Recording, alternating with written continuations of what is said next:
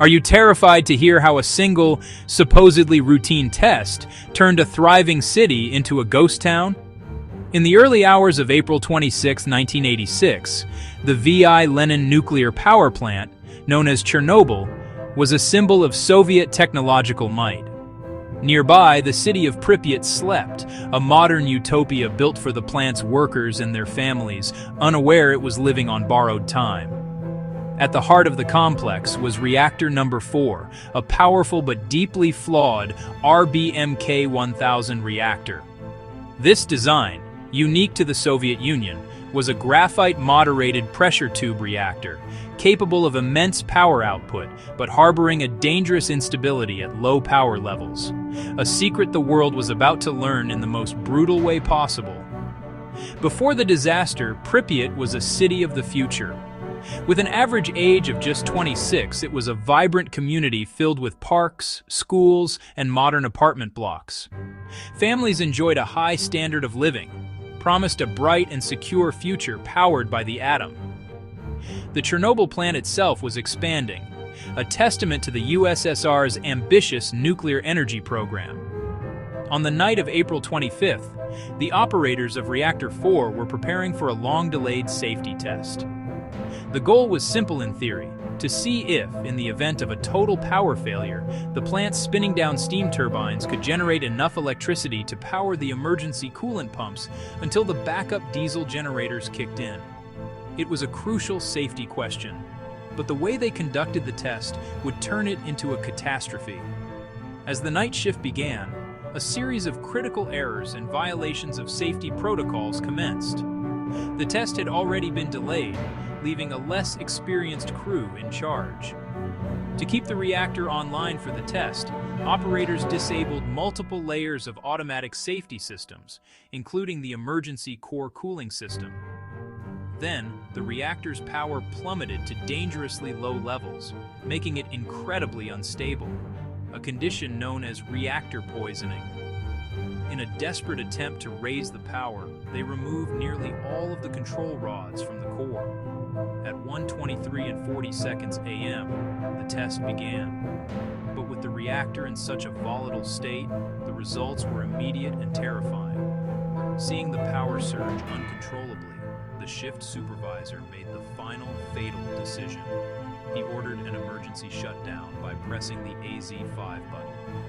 Unbeknownst to the operator, the RBMK's control rods had a design flaw.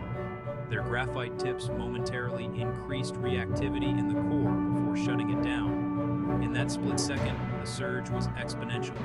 At 1:23:47, a massive steam explosion, followed seconds later by a second, more powerful blast, blew the 2,000-ton lid clean off the reactor core.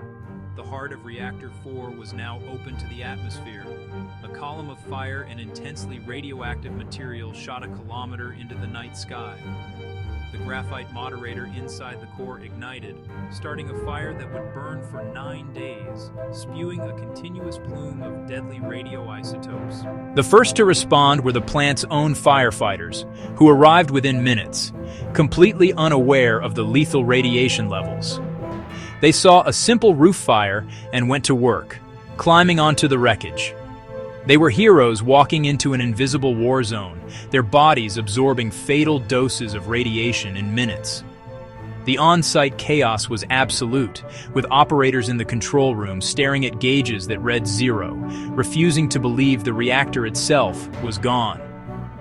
For a critical 36 hours, the Soviet authorities delayed the truth, both from their own people and the world. While a radioactive cloud drifted towards Europe, the citizens of Pripyat went about their day. Children played outside, weddings took place, and people watched the strange, beautiful fire at the plant from a railway bridge, unknowingly being showered with radioactive fallout. Finally, on the afternoon of April 27th, a terse radio announcement ordered the temporary evacuation of Pripyat's 49,000 residents. They were told to bring only what was necessary for 3 days. They would never return. Buses streamed out of the city, leaving behind homes, pets, and possessions in a silent, orderly exodus. The fallout, detected first by a nuclear plant in Sweden, spread across the continent, contaminating land and food supplies and forcing the world to confront the borderless nature of nuclear disaster. The immediate aftermath was a frantic battle to contain an invisible enemy. Brave men, known as liquidators, a mix of soldiers, miners, and scientists, were sent in to clean up the site. They dropped sand, lead, and boron into the burning core from helicopters and tunneled beneath the reactor to prevent a further meltdown. Within months, they hastily constructed a massive concrete and steel shell over the destroyed reactor, known as the sarcophagus, to entomb the radioactive debris. But it was a temporary solution. In 2016, a monumental engineering feat was completed. The new safe confinement, a colossal arch slid over the decaying sarcophagus, designed to secure the site for the next 100 years. Today, the 1,000 square mile exclusion zone remains largely uninhabited by humans, a haunting memorial where nature is slowly reclaiming the abandoned city. Chernobyl was a catastrophe born from a flawed design, human arrogance, and a culture of secrecy. It rewrote the global rules for nuclear safety and forced a new era of international cooperation and transparency.